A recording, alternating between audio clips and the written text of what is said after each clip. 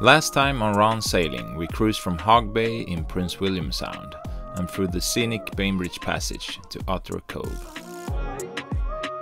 On the way, we saw plenty of wildlife and were on collision course with a black bear.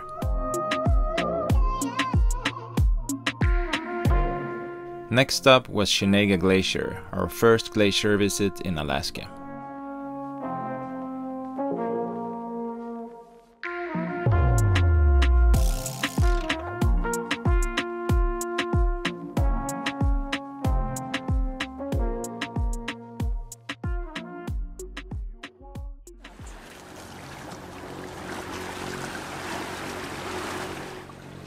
It had started raining and it was time to go to our anchorage for the night. From Chenega Glacier we had 11.5 nautical miles to Jackpot Bay.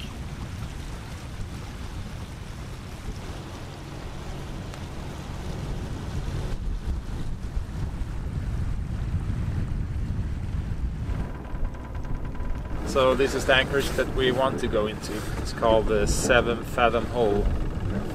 But the problem is that we can enter only at high tide with the draft we have. And tomorrow we want to leave early, but that's impossible if you go in here because it's high tide around noon tomorrow. That's a bit late. So I think we have to go on the other side of this peninsula here. There's supposed to be another anchorage. But this looks really cool in here. It's like a cove, really tucked in.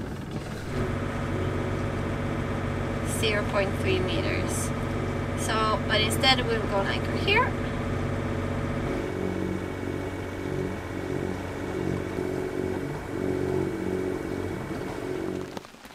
We dropped anchor at 5 meters.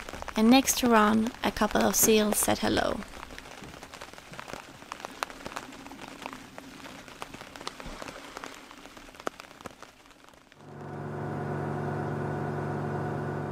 It was still raining non-stop, so we figured we'd wait a day before continuing. We made water and downloaded a weather file and could see that the wind was going to pick up outside the sound.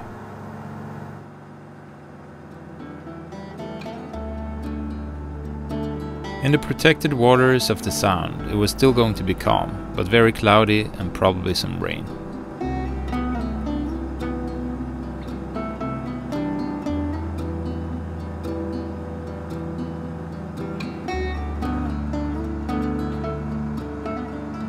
We spent the day planning new stops and making the final touch on a new episode.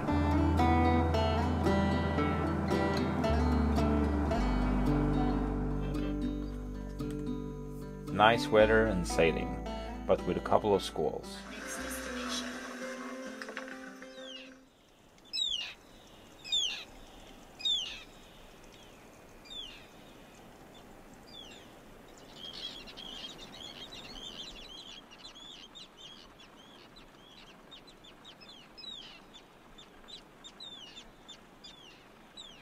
Next morning it was low tide, and now the seals could hang out on the Nordhavn rocks.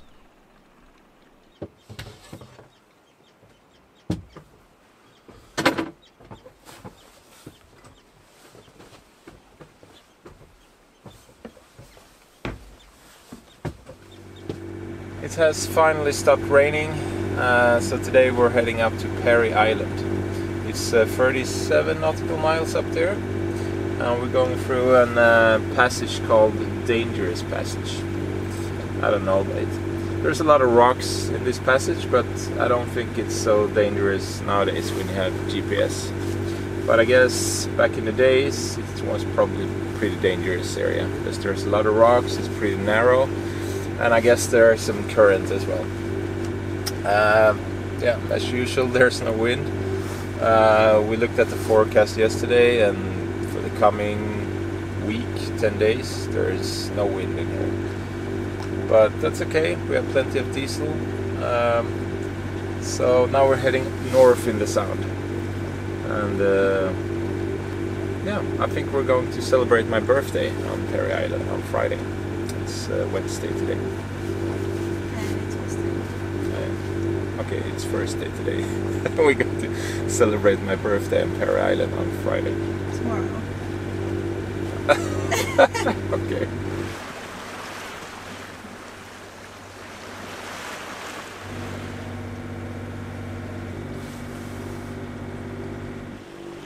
In 1989, a huge catastrophe struck Prince William Sound when the oil tanker Exxon Valdez ran aground and 42 million liters of crude oil was spilled. Due to navigational error, the tanker hit the Bligh Reef south of Valdez, and the single hull immediately ruptured. It's the second largest oil spill in history, and in the immediate aftermath, hundreds of thousands of birds, nearly 3,000 sea otters, hundreds of seals and bald eagles died.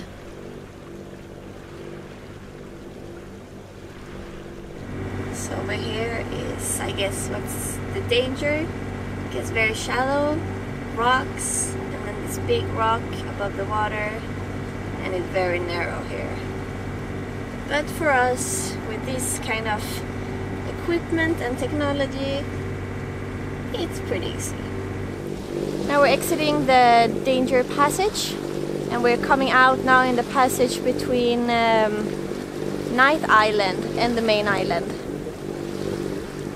So here to the right behind us was Chenega Island. So this channel we are entering now is much wider.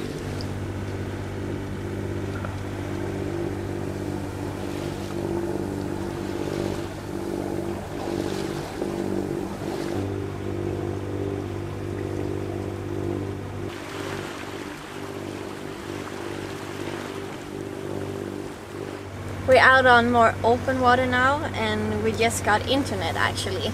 So we were able to connect with Kaj, which is another Swede who is here in the Sound. Kaj, we met him before we left Sweden. He's also a sailor.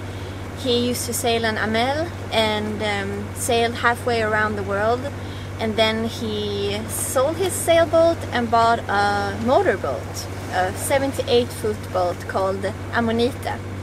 And he's also here now. So we're meeting up tonight actually.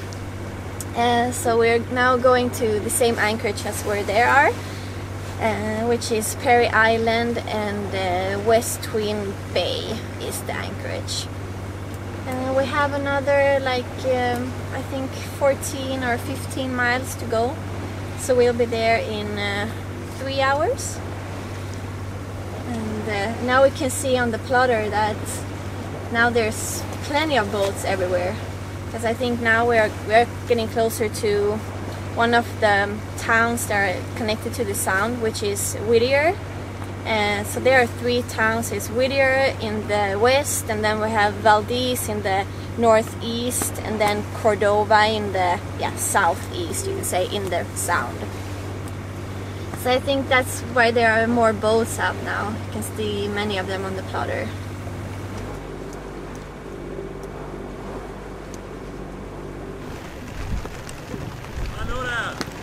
Hey!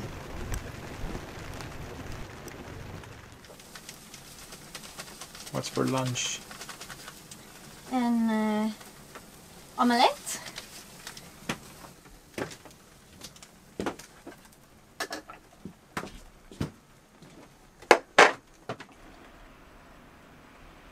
It was the morning of July 27 and Johan's 41st birthday, and 2 Swedish boats from the same town were sharing an anchorage in Alaska.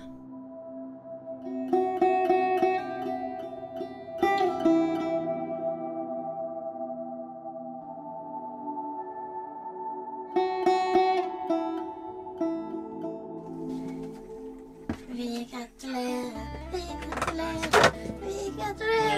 ska det Johan idag. Grattis på födelsedagen. Tackar. Oj, oj, oj. Är det en pannkakstårta? It's CEI. Oh, wow. Yeah. Thanks a lot. Yeah, you're welcome. What a Will present. enjoy it. Yeah, I definitely will. We were actually thinking of buying these. This is fantastic. Look, Malin. Wow. Oh, wow. Nice present. That's cool. Thanks a lot. Kai. That's so nice of you, Kai. Welcome aboard. Welcome aboard. Thank you. Cool. Oh, it's just New toy. do you need to... Linda is from BC, Canada, and has been crew on Ammonite for the summer. Yeah. So I'm going to try out these goggles that I got from Kai. Really nice present. So nice of him. So I suppose it's a bit different to fly with these because you're flying as you're the drone. And that's our Dr. Snuggles. Yeah, He's alive. the crashed drone. The crashed drone that Isn't dead. dead. It still lives. It's been with us now for, since we left Sweden. So we've been using this drone quite a lot since we left. The birthday celebrations continued with trying Kai's jet ski. And it was my first time riding one of these crazy fast things.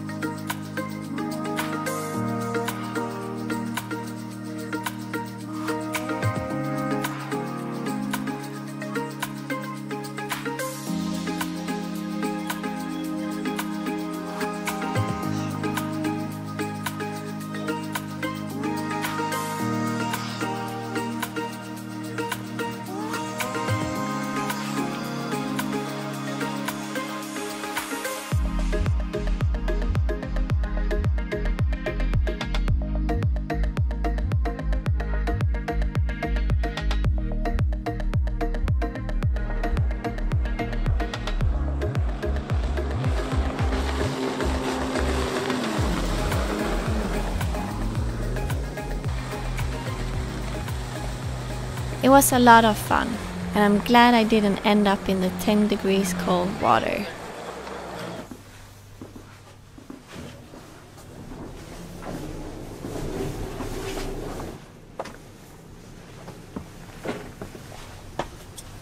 Now we're going out, now we're taking Ammonite to take up the shrimp cage that they left early this morning. So we're gonna see now how it is to be on board while she's underway. Ooh, lots of fish. Oh, Huh? So, How can you see where there's lots of fish? like a sounder. Oj!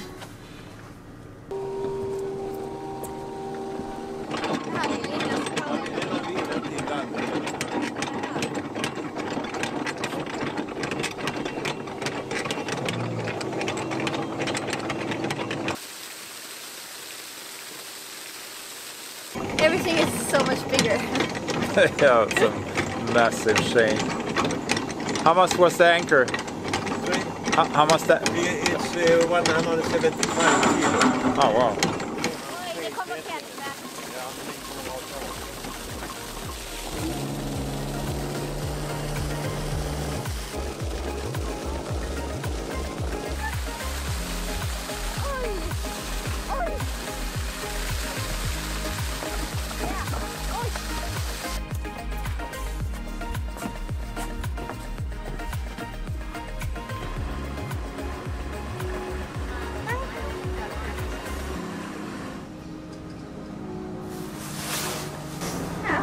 Kapten och styrman där då. Ja.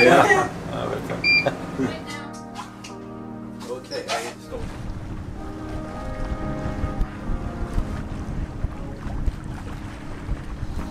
Så, ska vi gå ner där nere så tar vi den här.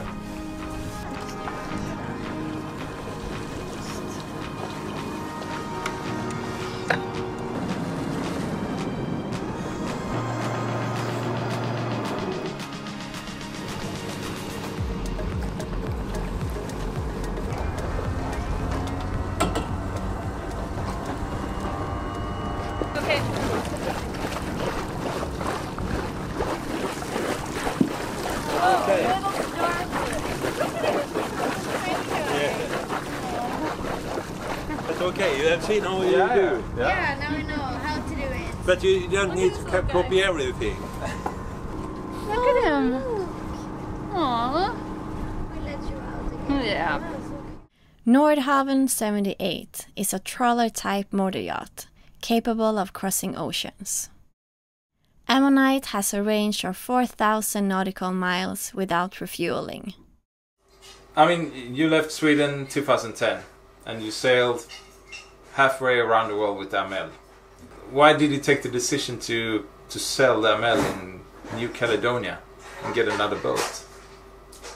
It's a good question, but you know, when I have been out sailing for 2.5, 3 years, I decided that this is what I will spend most of my coming life on the sea. So at that time I was selling my apartment in Malmö. Yeah.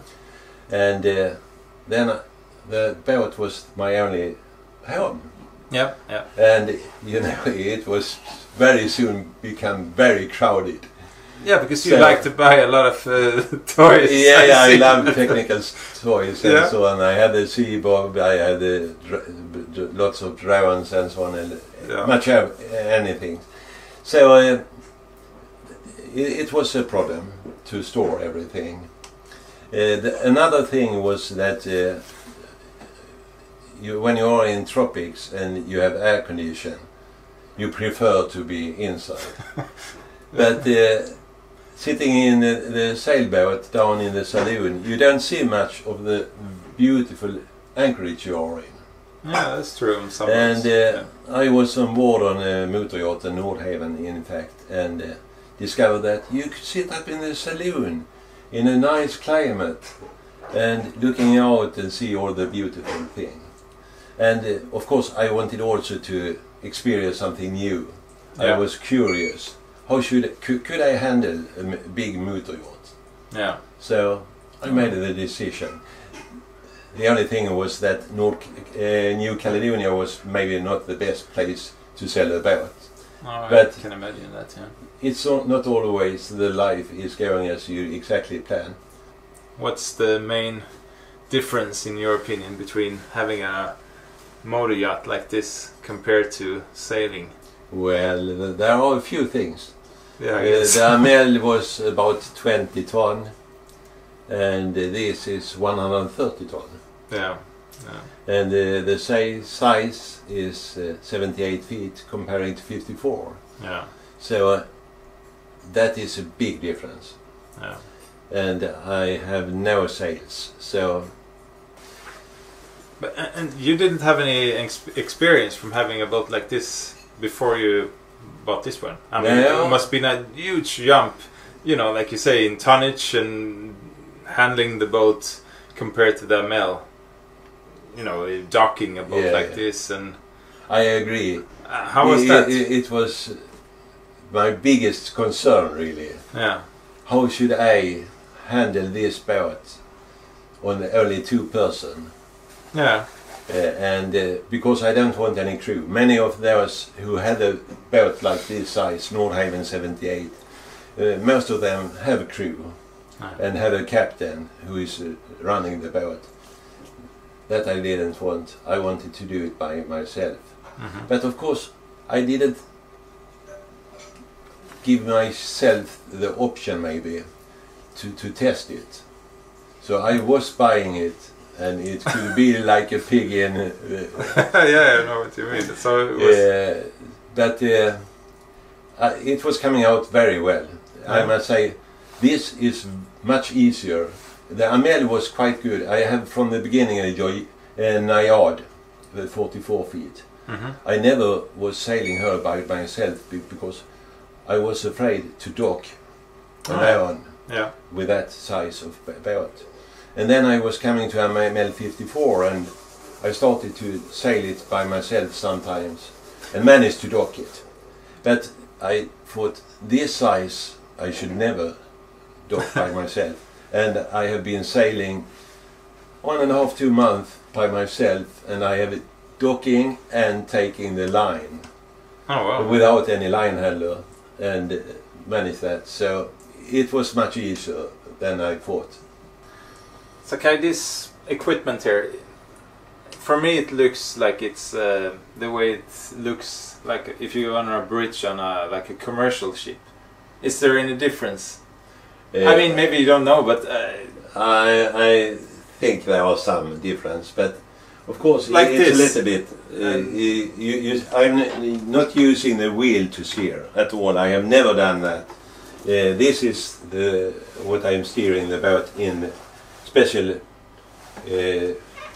situation where I really need to be very exactly. Otherwise, I'm sitting here and steering with my thumb more or less. And since I have two engines, you know, it's you could. In fact, I have both a bow thruster and a stern thruster. But with the engine and two engine, I could really, without using the bow thruster and stern thruster, I could turn around all the place. Yeah. So it's very easy to handle. And the thrusters, are they electrical or is it hydraulic? Or they are hydraulic and proportional. That means that I could make a little or increase the power. Okay. And you can just leave them like that? And I could leave that. So that is when I'm making the docking. I go into the dock, and if I'm alone, I adjust, so it's just keeping the pressure against the dock. And then I could go down and take the line, go ashore, and... How did that feel the first time you did that? Just leave it like that? And just leave the dock and go down and handle the lines? I think I was standing here 5 minutes before I was going down. Yeah, but I have also a yacht controller, in fact, so I could steer it remote. But I don't trust that really. That's like a wireless thing. Wireless, yeah. Okay. When I was moving from the sailboat to Ammonite, one thing which made it much easier was that I had exactly the same navigation system on Ammonite. Yeah. So I have times 0 and I have Furuno Navnet 3D. Okay. And that was exactly the same. So that was in fact the only thing I didn't need to learn. Okay. Still quite a lot. Yeah. But when we was running up from Panama, for example, since the steering is hydraulic, and suddenly in the night my crew was coming and told me that we have lost the steering. No. And I was coming up to the bridge and looking at the sea chart, and I was seeing that we was 300 meters from a reef. Oh no. And of course then you had to think fast. Yeah, of course. Yeah. But of course with two engines I could steer. Yeah. And so I could steer away, so I was feeling confident that we was away from the reef enough. And then I was going up and try to find out what it was, and find that we was losing some hydraulic oil. Okay. And tighten it and fill up oil, and we could carry on sailing. Yeah. So, but what is the life without challenge? No problems you always have on boats. All sailors knows that and looking for some challenge. Yeah. But sometimes it could be a little bit too much. Yeah, that's true.